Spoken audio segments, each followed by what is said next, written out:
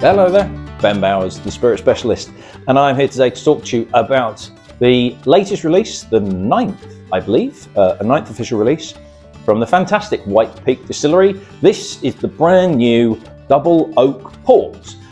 Now, you'll notice it's not called Double Oak Port Finish or Port Finish because it's not technically a finish. And I will explain that shortly. But first, before I get into the background of the distillery and the actual tasting of it, I just want to give you a quick heads up about a tasting that I'm doing with White Peak. So if you're watching this before, let's say the 1st of March, just to give yourself enough time for me to post the sample pack to you, on Friday 10th of March at 7 p.m, I will be joined by Max Vaughan, who is the founder, co-founder with Claire, his wife, of the distillery. He's going to be dialing into a Zoom call with me, and we will go through the first 6 releases that they launched. Everything that they've released since the first release, I have put a bottle aside, including the distillery exclusives. So of the first 6 releases, only 2 of them were actually available to retailers such as myself. But because I already kind of knew I wanted to do such a thing, like I did with Lockley, I got in touch with Kane, the sales manager, and then also signed onto their mailing list and said, look, can I have a bottle so that I can do this tasting? So we are now at that point. We now finally have the 6.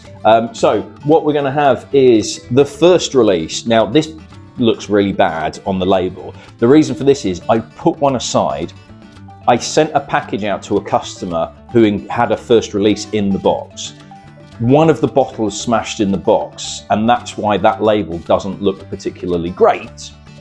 That came back to me. I had to swap it out so that he could have the pristine label, but I knew I was going to put this on a tasting anyway. So this is the first release. We're also then going to have the next one that they did, which was the Oversmoke. Now, I was going to put the small batch in because technically the small batch was their 3rd release. But the small batch is available, so I have the 06 small batch, and I do actually have one of the 03, which I'm doing as a double pack with the 06, so you can see the progression of it. Got one of those left. But I'd missed one, and it turns out I've got one, so I can actually put that in. So we're not going to have the small batch, which is technically their 3rd one. We are going to have then the cask strength. So that's the cask strength version of their first release, or kind of like a very small batch. We then have the rum cask finish, which I've not had a chance to try yet. We then have the virgin oak finish, which came out relatively recently. And it came out before, but I'm putting it on the end because I have tried this. I got 2 bottles of this, and I did one on a beer and whiskey tasting where we looked at kind of like beer finish whiskey, that sort of thing. The Necessary Evil finish, which has been finished in stout casks. This is incredible. This is absolutely amazing. And I want to finish on that because I want to start with the first and the cask strength early on, but this will probably kind of overkill the virgin oak. So that is the lineup. The first 6 out with the small batch releases from the White Peak Distillery, and Max is going to join us for about an hour, give us some backstory, answer any questions you might have. £30 per ticket, Friday 10th of March. If you are interested in joining, you'll get a pack, 6 30ml samples of those, and you'll get exclusive access to that Zoom call. And then if you go to, I've completely lost my train of thought, if you go to www.spiritspecialist.com/events, that will take you to the events page where you'll see anything else that's going on in the near future, which at the moment that's lined up is a very, very impressive Gordon MacPhail tasting at the end of March. But let's now go back to the topic of conversation, which is the Double Oak Port. But before I tell you what it tastes like, let me give you some background information about the distillery, Max and Claire, and also the makeup of this particular release. The White Peak Distillery is based in Ambergate, Derbyshire, 12 miles north of Derby city centre.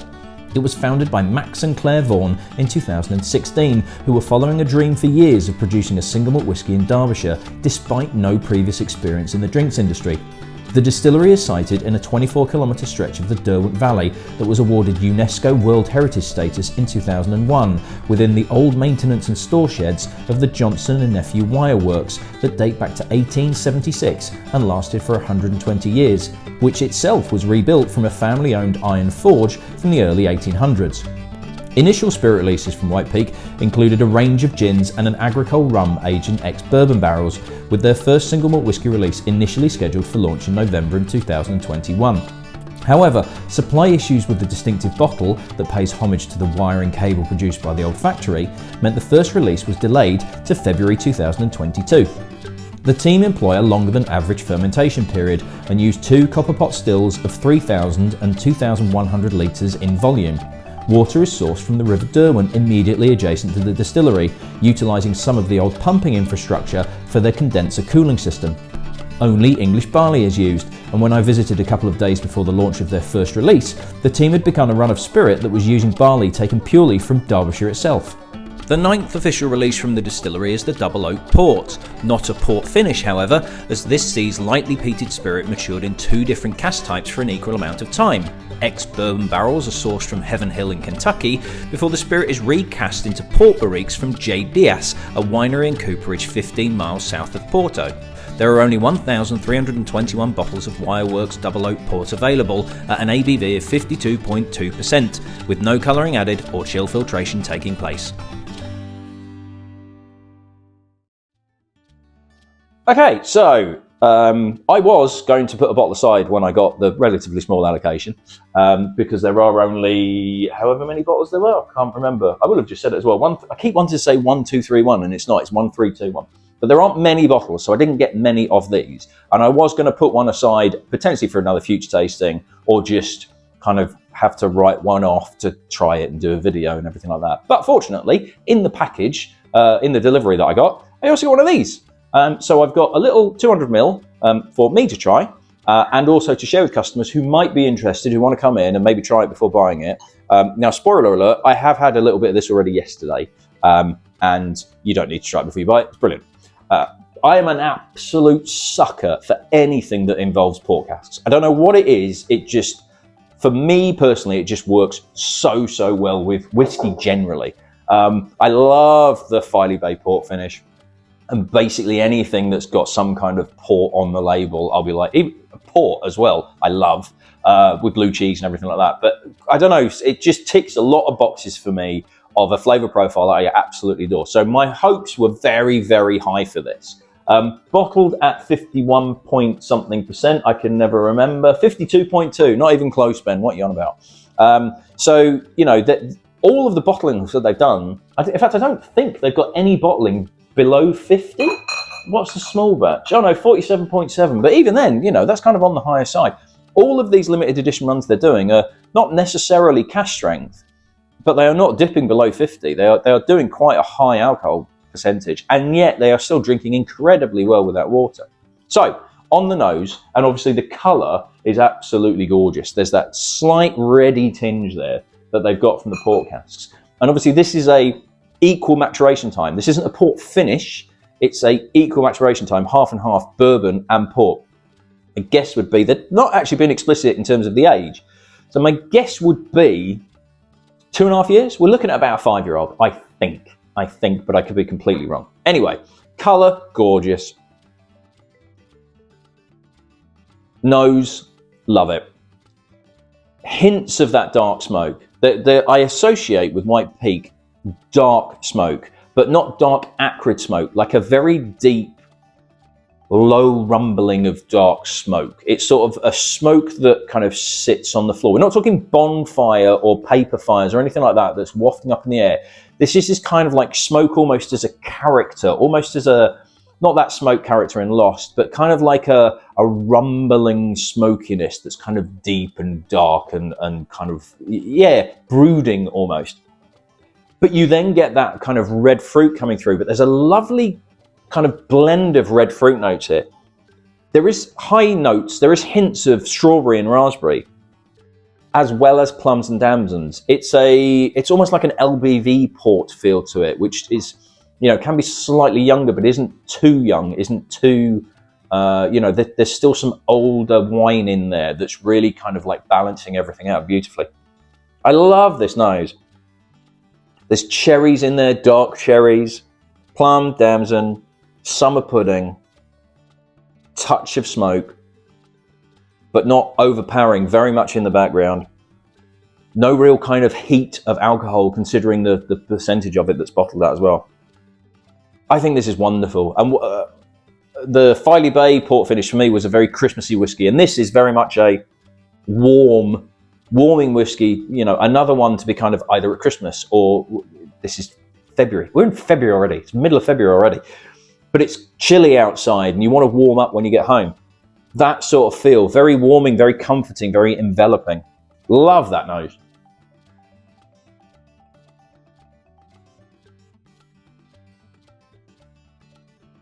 And on the palate, the smoke pushes the fruit towards you. You get this wave of red fruit and the smoke follows. It's pushing it into your mouth and then follows behind. So that deep, dark, soft, enveloping smokiness. It's not bonfire, it's not barbecue. It's quite hard to describe because it's not a smokiness that I kind of evokes anything else. It's this kind of image I've got of kind of low on the ground, rolling, not necessarily grey, but kind of like this dark colour of rolling smoke slowly rolling across. Almost weirdly something like out of a John Carpenter movie or something like that. But it's not ominous. It's like a character, but it's actually quite friendly. It's very, very hard to describe, and I'm probably not doing any help whatsoever. But the smoke is more prevalent on the palate than it is on the nose. But it's counteracted with that fruitiness that comes through. And again, as it was on the nose, on the palate, you get strawberry, raspberry, summer pudding, but then you also get cherries, dark cherries, morello cherries, that sort of feel, marasca, that sort of feel. There's sort of almost plums and skin, because you then start to get this slight tannin element through, and it becomes a bit like plum and damson skins, that slightly drying note through. It's difficult to say, oh, it's definitely a port finish compared to a red wine finish that's like a beefy red wine. And obviously, port is fortified red wine, so you are always going to get that wininess coming through. But there is just this extra dimension that port finishes, I find, give. And it is that combination of light red fruit and dark red fruit at the same time, and that little extra hint of tannin. The tannin weaves into the smoke. It works so well with the smokiness that comes through on the finish. And actually what that tannin element is doing is, it's not a game of two halves, as it were, but as I was saying, the smoke is pushing the fruits towards you. That's what you get first, the smoke follows. That little drying tannin element, that's the thread, that's the connection between the fruit. So it's like plums, damsons, cherries. The skin element gives you that little element of tannin, which then moves into the smokiness that's there on the background. It lengthens that finish as well. The finish does go on for a good couple of minutes. Again, warming, rich, round, lovely texture to it as well, quite thick in the mouth. Now, it's 52.2%. Am I going to add some water to it? No, I'm not. Not for the purpose of this review. I think this is absolutely perfectly balanced. You can add water to it if you want. My fear is, and this is what I found with a couple of other port finishes, is that adding water to it actually brings more of the tannin out and kind of knocks the fruit down a bit, and it ends up being a little bit too drying. You might prefer it that way, but I'm not going to put water to this because I think it's absolutely phenomenal just on its own. I think this is brilliant. I think this is so, so good. Now, I am slightly biased because I love anything to do with port, but if you like wine finish, if you like wine, if you like port, if you like whiskey, if you like soft smoke, this is not a heavily peated whiskey. This is lightly peated, and it's a really soft, deep smokiness. This is absolutely going to rock your world. There are not many bottles of this. It's not any more expensive than any of the other finishes they did, so we're looking at $64.99 a bottle, and it's fantastic. I think this is absolutely brilliant, and I continue to be so impressed with what White Peak are achieving in terms of the quality of their spirit the quality of their whiskey when it's bottled, but also the way they're kind of doing things slightly differently with every release. You know, the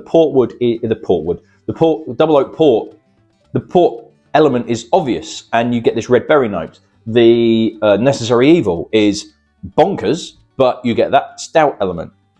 Everything is going in slightly different directions, and the small batch, which was, I think, is their plan to be their core bottling, just keeps everything consistent and keeps that house style. The house style of White Peak is this lightly peated, slightly smoky, rich, fruit-forward whiskey, and it's brilliant. It's so well done, and even at such a young age, it's just consistently great. The team are doing such good work. I love it, absolutely love it, and I particularly love this. So if you are after a bottle while I still have some left, head to the website, www.spiritspecialist.com, pick yourself a bottle up. UK nationwide shipping is available. And if you're watching before the 2nd or 3rd of March to give me time to send a sample back out, head to the events page and get yourself a ticket for the White Peak tasting, the Wireworks tasting. So it'll be the first 6 releases out with the small batch.